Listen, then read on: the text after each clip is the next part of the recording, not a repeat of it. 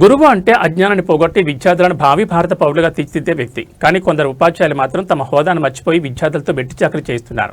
మధ్యప్రదేశ్లోని రీవా జిల్లాలో వెలుగు చూసిన ఒక వీడియో ఇప్పుడు దేశవ్యాప్తంగా చర్చనీయాంశంగా మారింది. క్లాస్ రూమ్లో పాఠాలు చెప్పాల్సిన మాస్టర్ ఒక చిన్న పిల్లాడితో తనకు గాలి విసిరించుకుంటూ ఫోన్ ముచ్చట్లో మునిగిపోయారు. ఈ అమానుష ఘటనకు సంబంధించిన పూర్తి వివరాలు చూస్తే మధ్యప్రదేశ్ రీవా జిల్లాలోని ఒక ప్రభుత్వ పాఠశాలలో ఈ ఘటన చోటు చేసుకుంది. అక్కడ ఒక ఉపాధ్యాయుడు మహారాజుల కుర్చీలో చేరబడ్డాడు. చెవిలో ఇయర్ ఫోన్స్ పెట్టుకుని ఎవరితోనూ ఫోన్లో కబుర్లు చెప్తున్నాడు. అయితే అక్కడ ఎండ ఎక్కువగా ఉందో ఏమో కానీ పక్కనే నిలబడిన ఒక చిన్న బాలుడు ఒక అట్టముక్క పట్టుకుని ఆ టీచర్కి గాలి విసురుతున్నాడు.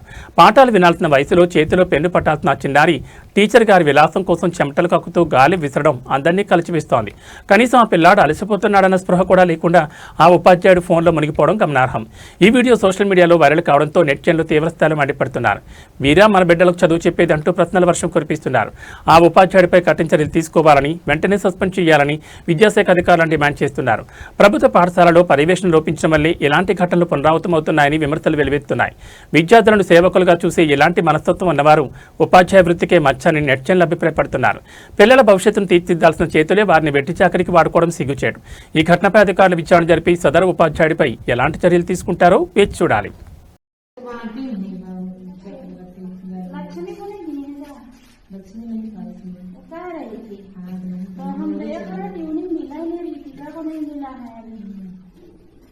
प्राइमरी वाले को ट्यूनिंग था ना, नहीं मिला लोगों को। हम रितिका को सूट दे दिए हैं, हालांकि सूट क्या ट्यूनिंग की चाहिए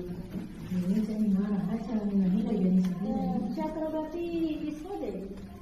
आया तो सबका होगा, हो ही खत्म वही बोला है, वही बोल रही है। हाँ खत्म है कि नहीं पैंट की अद्धा की सर हम बैंक जाएंगे